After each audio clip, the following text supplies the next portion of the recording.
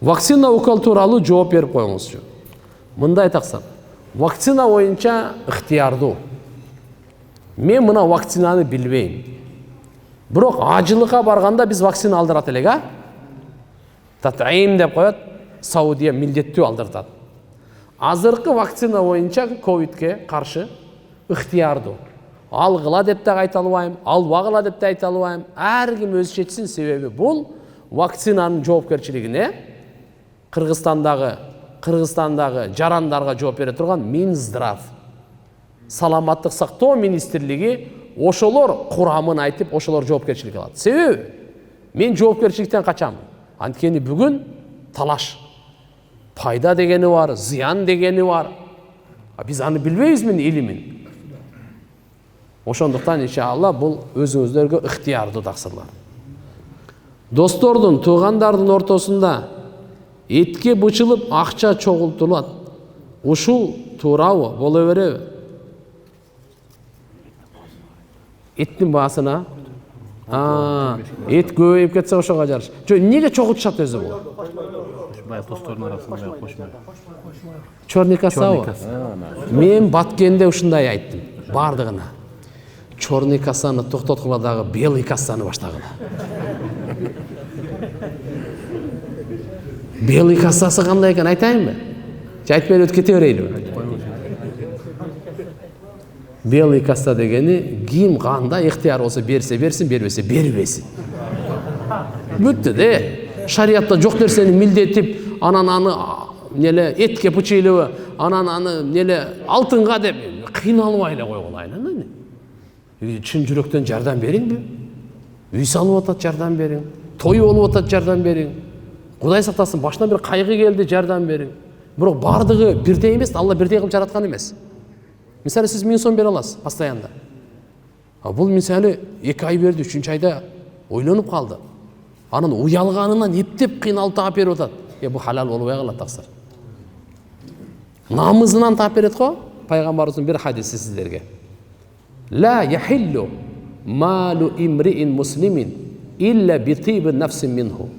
Musulmandын малы адал болбойт, чын жүрөктөн болмоюнча. Бунун мааниси эмне? Азыр 10 не деп коет эле буларда? Жоро деп коебу? Достор, а? Ошо жоролор машалла, бирөөсү кичине эми акыбалы болуп калды. Ал чын жүрөктөн берген жок, эптеп-септеп, ушу досторуман уялып, ар намыз ушу жолдон аркада калып калбайын, койчу бөдөбесе деп берди да, чын жүрөктөн берген жок, бул халал эмес. Мындай чорный касанын эмне кереги бар? Шарият айткан ыктыярдуу эле кылып койгула. Бул анча-мынча илимдүү эле дааватка чыккан таксырларыбыз үйүндө той болуп, музыка, бий болуп ата. Бардыгы Москва бир күндө курулган эмес да. Орустун доорунда даф деп коет. Даф дегенде барабан. Бир жагы жок, бир жагы ачык териде. Домбура. Ана пайгамбарыбыз буга уруксат берген. Калган музыкальный инструменттер болбойт таксыр. Макулу? Иншалла, аны акырындык менен болот, акырындык менен. Кудай кааласа биз бир немеге шүгүр кылсак, тойлор араксыз болуп калды. Алхамдулилlah. Кандай дедиңер? Эми акырын барып музыка да кетет.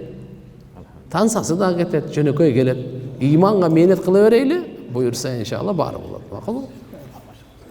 Не? Жолдорго шагыл таш, топурак таштагандардын хөкүмү кандай? Бул жолдорго атай тосуп таштап атабы шагылдарды? Же үй куруп, Маша. Мынаны караңыздар. Эгерде бир суу, чалчык болсо, ошондой жолдорго шагыл таш, тупурак таштасаңыз, мынандай сооп болот. Эгерде жакшынакай эле жолго сиз топурак таш андай таштасаңыз, ага күнөө болот. Пайгамбар саллаллаху алейхи ва саллям айткан: "Имататул ада анит тариq" бул имандын адна даражасы. Бул дегени имандын эң жогорку даражасы афдалуха каулу ла илаха иллаллах, ла илаха иллаллах. Ва аднаха эң төмөнкүсү имататул ада анит тариq. Жолдон адамга зыян берген таш, топурак нерселерди алып коюшубуз керек. алып коюшубуз керек. Зыян бере турган болсо, а эгерде кээ бир жерде таш топурак төксөңүз пайда берет. Чалчык, яма. Ошон үчүн ишана мына жердеги hukm ушундай кандай hukm? Бул ямаларды толтура турган таш топурак таштап атасызбы? Же адамдар жакшынакай эле асфальттын үстүнө таштап атабы? Мындай жолдун чекесинде машина өтө албай калышы мүмкүн да. Үй салып атканда. Үй салып атканда ошону мындай жолдон чыгарып койбойт кубаттар. Жолду тоспош керек. Эми кандайдыр иншалла күнөөсү бар. Көпчүлүк. Башкаларга залал жеткирбеш керек.